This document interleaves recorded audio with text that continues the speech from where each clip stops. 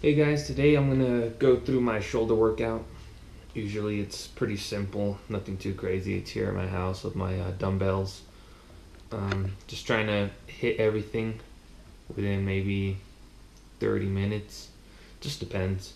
So, yeah, I'm gonna start off just with warm ups. I'll show you my warm ups and we'll go from there. So, guys, for the warm ups, really I like to just do the movements that I would do if I was working out my shoulders. Just with lightweight, I got 5 pounds on each hand, and I'm trying to get a small little pump and get my joints loose. Try to get that fluid in the joints, because nobody wants to get hurt. Nobody wants to tear a muscle. Nobody wants to show up to work and can't work because you messed it up working out. So the best thing to do is just take your time. I would say at least max 10.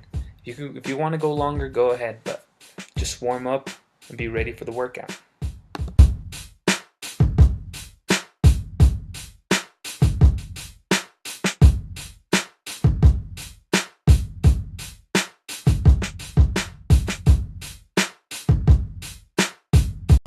Alright guys, so something that helped my rear delts is a movement that I've seen some people do, and it really helped me because I feel like my rear delts are pretty good when I flex, but when I'm just walking around, it's pretty flat back here. So there's a couple ways that I learned how to do it or explain it. Is that for regular delts, rear delts, people usually have the dumbbell facing that way, and they go like this, or they do it with the pinkies out. And I could do it pretty good, and this is only 10 pounds. But the way that I learned, that really isolates it, and 10 pounds is pretty heavy for this movement, is I drop my shoulder, unlock it, and then I try to do the rear delt. As you can see, I can't really get that much movement. It's only halfway, so this weight's a little bit heavy. But man, it isolates it, and it just makes it super hard to do it. So even with the left, you can see if you just let it loose, tighten it, pull it, you just get a better feel. And I would say start light, because it doesn't hurt in the beginning, but it's super hard and you don't want to strain yourself. So I would say I would recommend that movement. Drop your shoulder, unlock it, make it feel loose, and then pull.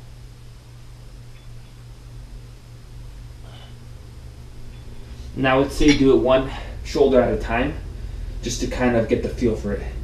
And once you are doing it maybe 3 or 4 sessions, you could do it with 2 hands. But I still love doing it with one shoulder at a time, because it gets that muscle-mind connection and you could just really feel it. So that's one movement that I do for my rear delts. Hey guys, so as you can tell, I just did the rear delts. So they're kind of popping right now.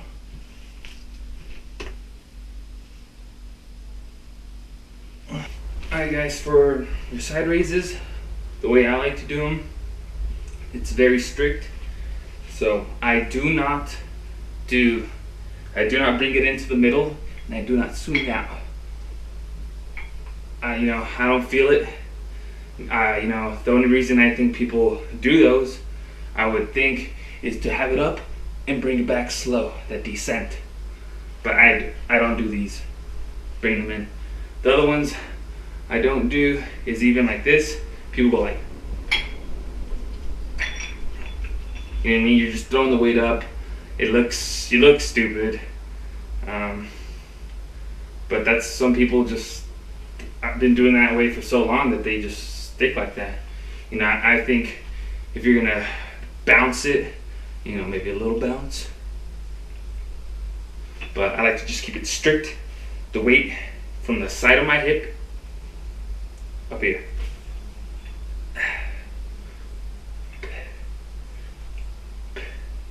Simple.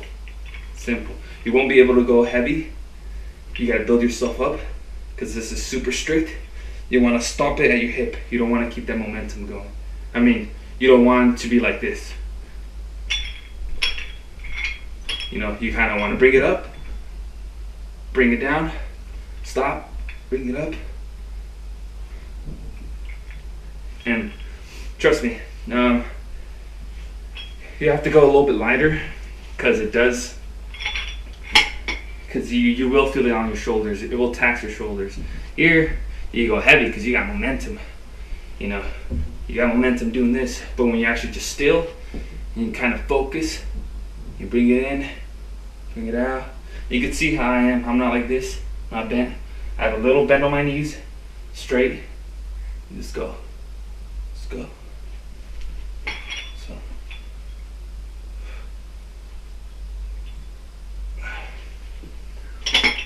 So try those out. That's the way I do them. The movement I do for my front raises is actually going to be 3, to hit kind of 3 parts of the front. Now, you know, and people say, oh, okay, the front is just this, and I do agree, but I feel like from right here over, to me, it's kind of like the front, you know, where you kind of want to work it out. So I got 3 workouts. I learned these from a channel called Addy Active. He's a Australian. He's a mate, and I've been putting them into my regimen for the past 3 weeks, man, and I totally see a difference because it's working out stuff that I just work out, you know. Front raise, okay, that's it, that's my front, that's working out everything. So I'll show you guys. First front raise, you kind of bend a little bit at the hips, you throw forward and twist, and you bring it back to stretch it, throw, twist at the top. You'll feel it. You'll feel the difference when you just go straight and then you twist. Ooh. Twist. So that's my first workout. Second workout is front raises, but with a 45. And what this is gonna do, it's gonna get this part. See right here, you're getting just kind of this more inner part, but when you do it at 45 straight, you're gonna get this part right here that kind of goes in, it goes around. But let me show you.